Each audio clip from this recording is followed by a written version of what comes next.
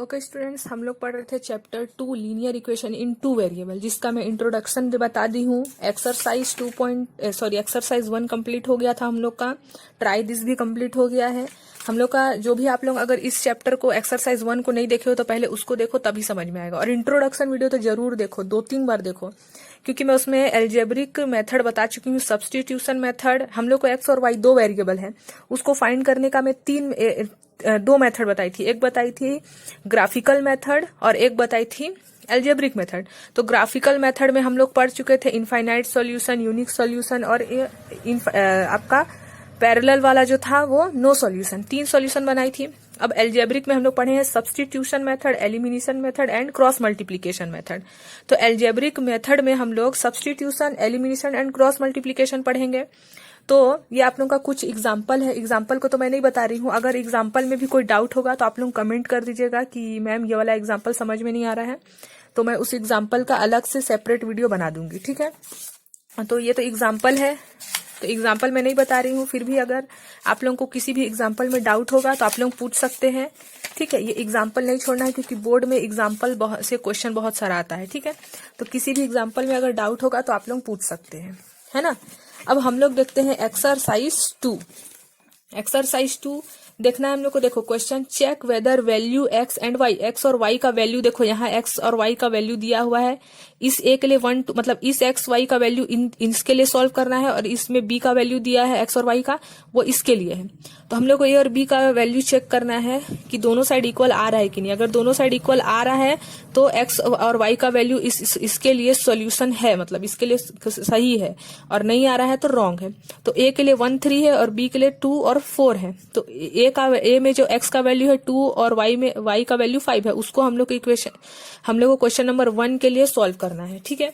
तो देखो ए का हम लोग लिख लिए हैं x equal to 2, Y equal to 5, और क्वेश्चन नंबर क्या है x plus Y equal to 7।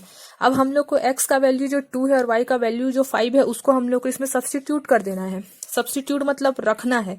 तो x का वैल्यू 2 था और y का वैल्यू 5, तो x और y का वैल्यू जो था, x का वैल्यू 2, y का वैल्यू 5 रख दिए, बस कुछ नहीं किया, सब्स्टिट्यूट किया है। 5 प्लस 2 7 7। तो देखो LHS और RHS दोनों इक्वल आया, यहाँ भी 7 आया, इधर भी 7 आया, यानी कि a का जो सॉल्यूशन था, a का जो वैल्यू था x और y का वैल्यू, वो इसके लिए सही है। तो therefore a is a solution of equation, यानी कि जो a का वैल्यू था, x और y का वैल्यू, मतलब जो a है x इक्वल टू 2 और y इक्वल टू 5, अगर हम लोग x plus Y equal to 7 में रखते हैं तो इसका सॉल्यूशन सही है। अगर इक्वल नहीं आता तो रॉन्ग हो जाता। सेम वैसे ही a का तो हम लोग रख लिए, अब b का रखेंगे क्वेश्चन नंबर 2 में, ठीक है। b का वैल्यू क्या दिया है, x equal to -1, y equal to 3। तो b का वैल्यू रख दी हूं मैं यहाँ साइड में, और क्वेश्चन दिया है 2x प्लस 5y। फिर से सब्स्टिट्यूट करेंगे, x के प्लेस में -1 और y के प्लेस में 3। तो देखो x के प्लेस में -1, y के प्लेस में 3, कुछ भी नहीं किए हैं, बस प्लेस में वैल्यू रखे हैं। अब मल्टीप्लाई होगा, 2 1 जा 2, माइनस का माइनस, 5 3 जा 15, है ना। अब 15 में से 2 माइनस होगा ना, प्लस माइनस माइनस, तो 13 इक्वल 13। यहाँ भी देखो LHS और RHS दोनों ही इक्वल आया है, यानी कि जो b का सॉल्यूशन है वो करेक्ट है। Therefore b is a solution of equation, यानी कि जो b है वो इस इक्वेशन के लिए बिल्कुल सही है, क्योंकि LHS और RHS क्या आया है, इक्वल आया है, ठीक है। अब देखो क्वेश्चन नंबर a का वैल्यू अब 3 में रखना है। ये a का 1 में रखे थे, अब 3 में रखेंगे, ठीक है।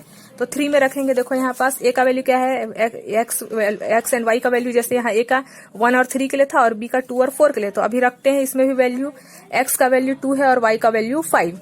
तो जहां पास हमारा x है वहां 2 रखेंगे, जहां y है वहां 5 रखेंगे। तो 2 2 जा 4, 5 3 जा 15, और इधर -11 है, तो 4 -15 -11 होगा, -11 इक्वल हो गया, मतलब LHS RHS इक्वल हो गया। तो लिख देंगे therefore a is a solution of equation. अगर इक्वल नहीं आएगा तो लिख देंगे therefore a is a not solution of this equation. अब क्वेश्चन नंबर 4 में b का वैल्यू रखना है, जैसे इसमें 2 में b का रखे थे वैसे ही। तो जहां जहां x है वहां -1 और जहां जहां y है वहां 3, तो रख दिया -1 x के प्लेस में और y के प्लेस में 3। 5 1 जा 5 -1, है ना, -5, 3 3 जा 9, माइनस के तो 4 इक्वल 4, LHS और RHS इक्वल आया। तो therefore b is a solution of equation, है ना। अब देखते हैं क्वेश्चन नंबर 2। क्वेश्चन नंबर 2 देखते हैं, चेक वेदर, जैसे हम लोग इसमें ए और बी का वैल्यू रखे और हमारा जो वैल्यू था LHS RHS इक्वल आया, अब सेम वही इसमें भी ए और बी का वैल्यू रखना है, लेकिन इसमें क्वेश्चन नंबर 1 में एक ही वैल्यू था, अभी इसमें दो वैल्यू है, मतलब इक्वेशन 1 और इक्वेशन 2 इन दोनों में ही हम लोग को वैल्यू को सेटिस्फाई करना है, मतलब LHS और RHS, इसका भी LHS RHS इक्वल आना चाहिए और इक्वेशन नंबर 2 का भी। देखो क्वेश्चन नंबर 1 में दो वैल्यू दिया, इक्वेशन 1 और 2, इसमें सिर्फ एक एक दे रहा था। अभी देखो 1 और 3 दिया है, दो वैल्यू, 2 और 4 दिया है, दो वैल्यू, इसमें एक एक वैल्यू था, बस इतना ही डिफरेंस है। बाकी इसमें भी LHS RHS इक्वल के थे, सेम वैसे ही इसमें दोनों ही इक्वेशन 1 और 2 में LHS और RHS इक्वल करना है, ठीक है। तो अब लिख लेते हैं हम लोग, देखो क्वेश्चन में लिख दी हूं यहाँ पास, हमारा ए का वैल्यू दिया हुआ है और दो इक्वेशन है, ये वाला दो इक्वेशन है। अब इसमें रखेंगे x का वैल्यू 3 और y का वैल्यू -1। तो इक्वेशन नंबर 1 में पहले हम लोग 2x + 5y = 1 इक्वेशन नंबर 1 है, उसमें हम लोग x का वैल्यू 3 और y का वैल्यू -1 रखे। तो फिर 2 3 जा 6, 5 1 जा 5, प्लस माइनस हो गया ना। अब 5 में से 6 माइनस किया तो 1, LHS RHS इक्वल हो गया। तो क्वेश्चन नंबर 1 तो सेटिस्फाई हो गया, यानी कि क्वेश्चन नंबर 1 के लिए जो ए का वैल्यू है वो बिल्कुल करेक्ट है। अब इक्वेशन नंबर 2 में भी देख लेते हैं, इसमें भी सब्सटीट्यूट कर देंगे वैल्यू x का 3 और y का -1। सब्सटीट्यूट कर दिया x का 3 और y का -1, 3 2 जा 6, प्लस माइनस 3 1 जा 3। अब 6 में से 3 माइनस करेंगे तो क्या आएगा 3। देखो यहाँ भी LHS RHS इक्वल था, इक्वेशन 1 में भी और इक्वेशन 2 में भी LHS RHS इक्वल है। तो हम लोग लिख सकते हैं therefore ax = 3 y = -1 is solution of above equation, यानी कि जो a का वैल्यू 3 और y का वैल्यू -1 है वो इन दोनों ही इक्वेशन के लिए बिल्कुल करेक्ट है, ठीक है, सॉल्यूशन है।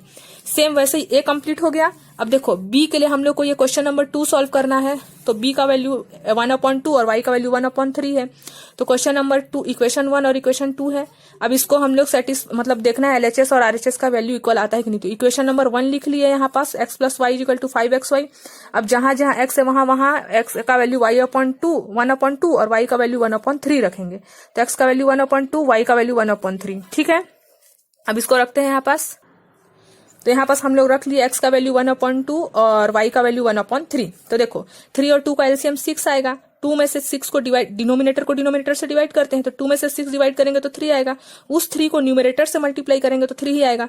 फिर से डिनोमिनेटर से डिवाइड, यानी कि 3 को 6 से डिवाइड तो 2 आया। अब 2 को न्यूमरेटर से मल्टीप्लाई तो 2 1 जा 2।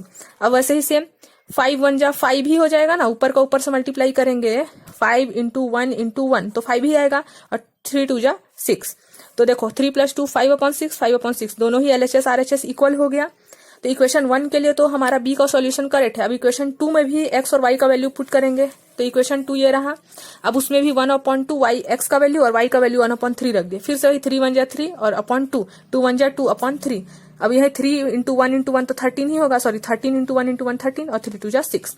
फिर से 3 और 2 का एलसीएम लिए तो 6 आया, 2 को 6 से डिवाइड किया डिनोमिनेटर से तो क्या आया 3 आया। अब उसको न्यूमरेटर से मल्टीप्लाई किया तो 3 3 जा 9। फिर से वैसे ही 3 को 6 से डिवाइड किया डिनोमिनेटर से तो क्या आया 2, और उसको न्यूमरेटर से मल्टीप्लाई किया तो 2 2 जा 4 आया।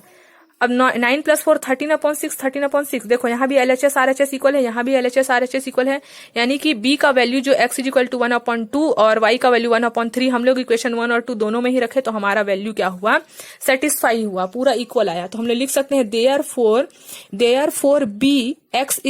b में हम लोग क्या लिख देंगे, x = 1/2 and y = 1/3 is a solution of above equation.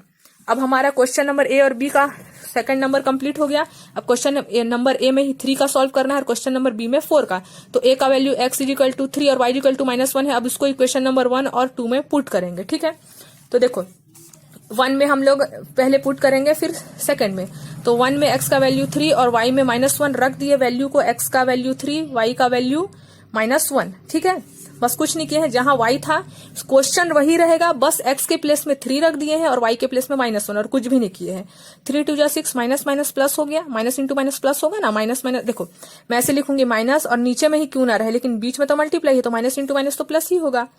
तो अब देखो एलसीएम लेंगे 1 1 का तो 1 ही आता है, 6 + 3 9 और 9, ठीक है। तो 9 = 9, LHS RHS इक्वल हो गया, यानी कि इक्वेशन 1 के लिए तो करेक्ट हो गया हमारा ये वैल्यू पुट करना। अब देखते हैं बी में, इक्वेशन 2 में होता है कि नहीं।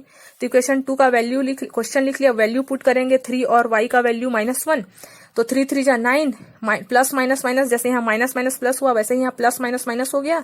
अब 9 में से 7 माइनस हुआ 2, तो 2 और 2, यहाँ भी 9 = 9। LHS RHS दोनों ही इक्वेशन में इक्वल आया, यानी कि लिख देंगे देयरफॉर ए जो x का वैल्यू था 3 और y का value -1 is a solution of above equation. इन दोनों ही इक्वेशन के लिए a का वैल्यू करेक्ट है, एकदम सॉल्यूशन है इसका, ठीक है। Okay students, next question next day देखेंगे, ठीक है।